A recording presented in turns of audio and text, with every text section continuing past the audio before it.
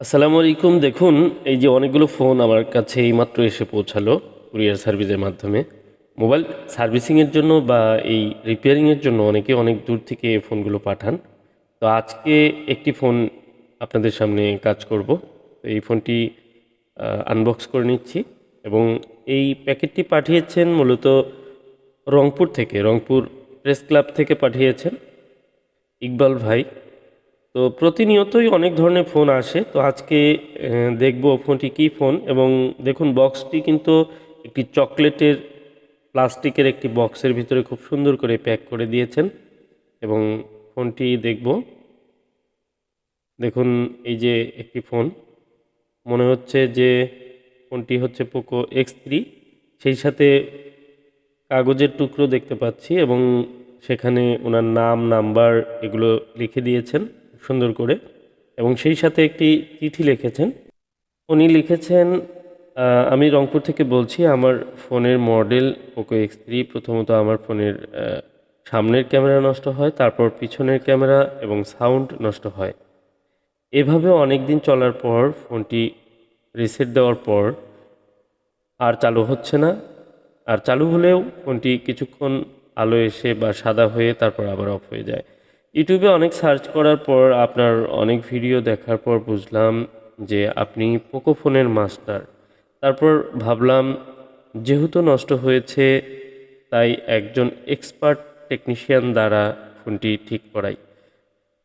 তাই আপনার কাছে পাঠালাম। আশা করি ভাই এক্সপার্টদের মতো ফার্স্ট ক্লাস কাজ করে দিবেন। তো ইনশাল্লাহ আমি চেষ্টা করব সুন্দরভাবে কাজটি করার। আর হচ্ছে, উনি অনুরোধ করেছেন ভিডিওটি করার জন্য। আমি ভিডিওটি অলরেডি করছি, আপনারা দেখতে পাচ্ছেন। আর এই ফোনটির পিছনে রয়েছে ওনার যে ফোনের লক রয়েছে সেটি দেওয়া আছে। তো আমি প্রথমেই ফোনটির যে সিম ট্রে সেটি রিমুভ করে নিলাম। এবং দেখুন, অলরেডি একটি সিম কিন্তু উনি দিয়েছেন সাথে। আমি অনেকের কিন্তু এই ফোনগুলোতে সিমের প্রবলেম থাকে, মানে সিম কানেক্ট হচ্ছে না বা একটি সিম পাচ্ছে আর একটি পাচ্ছে না। এবং দেখা যায় যে এই ফোনগুলোতে প্রথমত ক্যামেরা ইস্যুটি দেখা দেয়, সামনের ক্যামেরা সমস্যা হয়, এরপর পিছনের ক্যামেরা, তারপর সাউন্ড আসছে না। হয়তোবা কারো কারো ক্ষেত্রে দেখা যায় সাউন্ড প্রথমে প্রবলেম হতে পারে। তো এই যে ফোনগুলো, শুধু পোকো X3 ফোনটি নয়, এই ফোনটির সাথে আপনি Redmi note 10 pro, note 10 pro max এবং কি অনেক ধরনের ফোন রয়েছে, পোকো X2, আরও অন্যান্য ফোন রয়েছে। সেই ফোনগুলোতে এই প্রবলেমগুলো কিন্তু হতে পারে। সাথে টাচ কাজ করছে না, এ ধরনের সমস্যাও হতে পারে। সেটি বেশিরভাগ ক্ষেত্রে আমরা দেখতে পাই যে সেই প্রবলেমটি হয় পোকো X2-তে। আর ক্যামেরা ইস্যু, এ ধরনের problem MI note 10, note 10 light, note 10, অনেক ধরনের ফোন রয়েছে যেগুলোতে এই প্রবলেমটি কিন্তু হতে পারে। তো ব্যাটারি একেবারেই চার্জ কম রয়েছে এবং রিকভারি মোড যাওয়ার মতো একটি অপশন আমি দেখতে পেলাম। যা হোক, আমি এই ফোনটি অন হলেও যেহেতু সাদা হয়ে থাকে বা অন হয় না পুরোপুরি, আমি তারপর একটু দেখে নিচ্ছি। তো অনেক সময় হয়ে যাচ্ছে কিন্তু দেখুন পোকো লেখাটি কিন্তু যাচ্ছে না, পোকো লেখা এসেই থাকছে। তো আমি সরাসরি কাজে চলে যাব। আর এই ফোনগুলো প্রবলেম হয় মূলত প্রসেসর থেকেই প্রবলেম হয়, যেহেতু এই প্রসেসরগুলো একটি ফল্টি প্রসেসর বলতে পারি, কারণ এগুলো হিট হওয়ার মাধ্যমে কিন্তু প্রসেসরের যে কানেক্টিভিটি সেগুলো ফল্ট হয়ে যাওয়ার মাধ্যমে এই ফোনগুলো বিভিন্ন ধরনের সমস্যা দেখা দিতে থাকে। আর এই সমস্যাগুলো সমাধানের জন্য আমরা কিন্তু খুব সুন্দরভাবে এগুলো প্রসেসর রিবোলিংয়ের মাধ্যমে কিন্তু প্রবলেমটি সলভ করে আবার ফোনটি লং টাইম ইউজ করতে পারি। তো নির্ভেজাল যে সার্ভিসটি সেটি আমি কিন্তু দিয়ে আসছি আপনাদের সাথে। অনেক দিন যাবতই আপনাদের এই ভিডিওগুলো শেয়ার করে থাকি। আর আমার কাছ থেকে অনেকেই এই সার্ভিসটি নিয়েছেন, অনেকে অনেক দূর দূরান্ত থেকে ফোনগুলো কিন্তু পাঠিয়েছেন ইতিমধ্যে। আর প্রতিদিনই অনেক ফোন আসে, যেগুলো সবগুলো কিন্তু ভিডিও করা সম্ভব হয় না। যেমন এইমাত্র 4টি ফোন এসে পৌঁছালো, আমি কিন্তু সেখান থেকে একটি ভিডিও আপনাদের সামনে নিয়ে এসেছি। তো বাকি কাজগুলো সুযোগ হলে হয়তো সেরকম ভিডিও নিয়ে আসার মতো হলে কিছু ভিডিও নিয়ে আসব। আর সুযোগ না হলে দেখা যায় যে সবসময় সবগুলো কাজের ভিডিও নিয়ে আসা হয় না। আরেকটি বিষয় হচ্ছে, কিছু কিছু ফোন যেগুলো খুবই খারাপ কন্ডিশনে থাকে, সেই কাজগুলো কিন্তু এখন আর আমি আপনাদের সামনে তুলে ধরি না। কারণ যে কাজগুলোর কন্ডিশন খুব খারাপ থাকে সেগুলো আমাদের কোনো না কোনো টেকনিশিয়ান ভাই কাজ করেছে। আর সেই কাজগুলো আসলে দেখে অনেকেরই খারাপ লাগে, তবে সেখান থেকে অনেক শিক্ষণীয় বিষয় থাকে। কারণ সমস্যা না হলে আপনি সমাধান খুঁজে পাবেন না, সমস্যা থেকেই আমরা কিন্তু সমাধানের রাস্তা খুঁজে পাই। তো যে ধরনের কাজগুলো, এই প্রসেসর রিবোলিংয়ের কাজগুলো প্রচুর পরিমাণে এখন সমস্যাগুলো দেখা দিচ্ছে, সেই সাথে আমাদের টেকনিশিয়ান ভাইরাও কিন্তু অনেকেই এই সার্ভিসগুলো করছেন, অনেক সুন্দরভাবে কাজগুলো করছেন। আসলে এই কাজগুলো ঠিক হওয়ার মতো, এবং প্রসেসর রিবোলিং করে অনেকগুলো ফোনই কিন্তু অনেক ভালোভাবে ইউজ করা যায়। বিশেষ করে এই যে এই ফোনগুলো যেগুলো X3, X2, Poco X3 pro এবং অনেক ধরনের মডেল রয়েছে যেগুলো আসলে প্রসেসর রিবোলিং করা মাত্রই প্রবলেমগুলো ফিক্স হবেই হবে। মানে এগুলোর লাইফ টাইম এখনও পর্যন্ত শেষ হয়নি।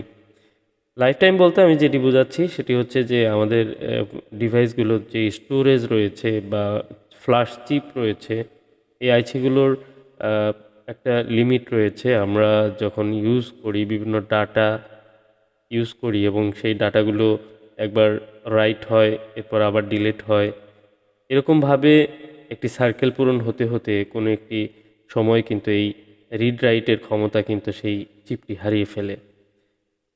তো এই যে জায়গাটি, এই জায়গা থেকে অনেক ফোন কিন্তু একদম ফ্রেশ কন্ডিশনে থাকার পরেও একসময় ডেড হয়, মানে ফোনগুলোর লাইফ শেষ হয়ে যায়। আমি এরকম পেয়েছি, বেশ কয়েকটি ফোন ইতিমধ্যে আমি পেয়েছি।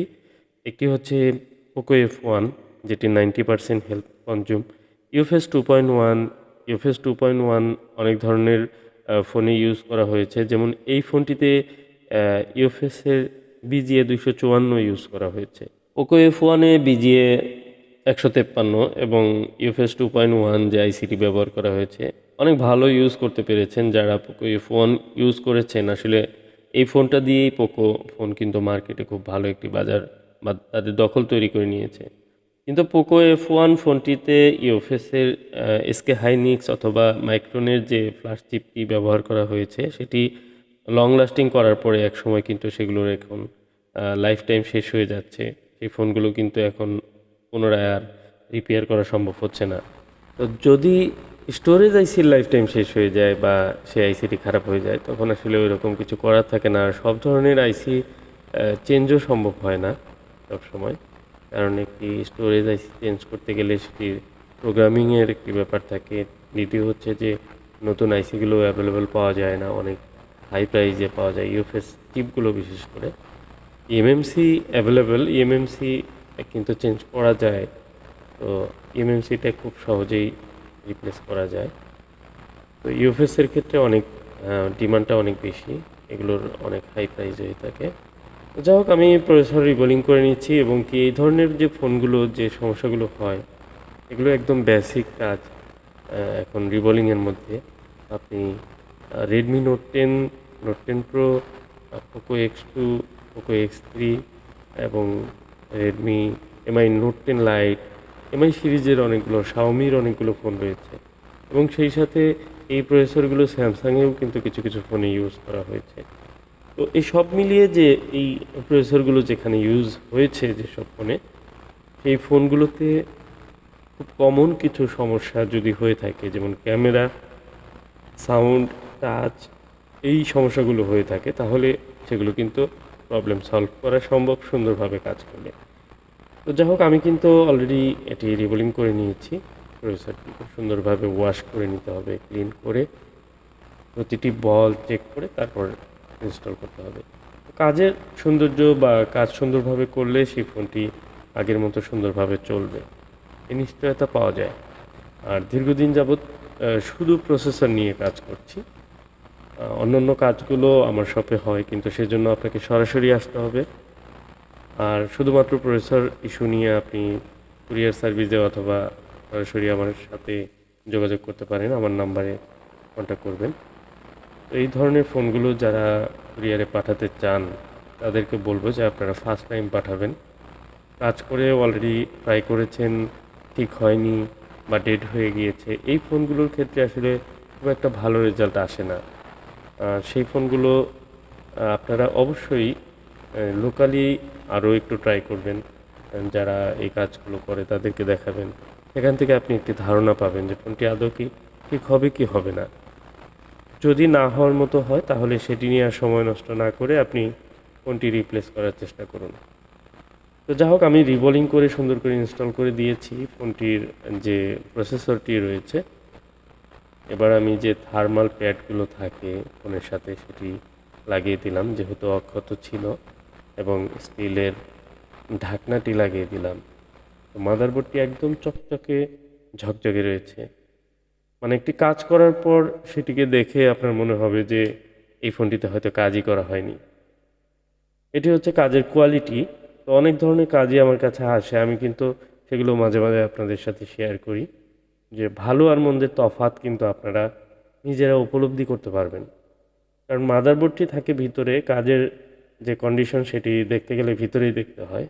কিছু সমস্যা আছে যেগুলো বাইরে থেকে দেখে বোঝা যায় না, মাদারবোর্ডের ভিতরে কন্ডিশন না দেখলে বোঝা মুশকিল। কারণ অনেক ফোন আমরা পেয়ে থাকি বাহিরে একদম ফিটফাট, ভিতরে সদরঘাট। তো আমি ফোনগুলোর ক্ষেত্রে বলি যে ফ্রেশ কন্ডিশনে ইনটেক অবস্থায় যদি ভালোভাবে আমার কাছে পাঠান, কাজ করি এবং ফোনটি ঠিক হয়, তাহলে এটুক বলা যায় যে ফোনটি ঠিকভাবে আপনি লম্বা সময় ইউজ করতে পারবেন। মানে ফোনটির নিশ্চয়তা থাকে যে না, ভালোভাবে ইউজ করতে পারবেন। এরপরেও কিছু প্রবলেম হতেই পারে, সেগুলো সাপোর্ট দেওয়ার চেষ্টা করে থাকি। আর প্র্যাকটিক্যালি কাজ করতেছি দীর্ঘদিন যাবৎ, 2 বছরের উপরে হলো, যে কুরিয়ারের মাধ্যমে অনেকেই ফোন পাঠান, এই কাজগুলো করছি। তো আলহামদুলিল্লাহ খুব সুন্দরভাবে সার্ভিসগুলো দেওয়ার চেষ্টা করছি। যেহেতু একা কাজ করি সেহেতু একটু প্রেশার বেশিই থাকে, তারপরেও নিজে হ্যান্ডেল করি সব কিছু একা একা, যে কারণে দেখা যায় যে এই বিষয়গুলোতে কোনো কম্প্রোমাইজ করি না, সার্ভিসের ক্ষেত্রে সর্বোচ্চ দেওয়ার চেষ্টা করে থাকি।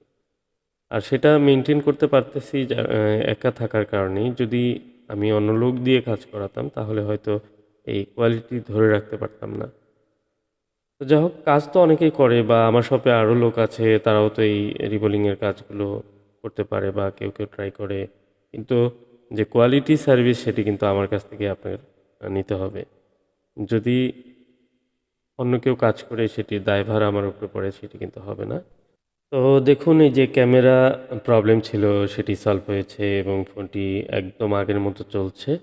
তো ইকবাল ভাইয়ের যে রংপুর থেকে পাঠানো ফোনটি, খুব সুন্দরভাবে কাজটি সম্পন্ন হয়েছে বলে আমি মনে করি। আপনাদের কাছে কেমন লেগেছে ভিডিওটি অবশ্যই ভালো লাগলে লাইক করবেন, সবার সাথে শেয়ার করে রাখবেন। আজকের মতো এ পর্যন্তই। আসসালামু আলাইকুম।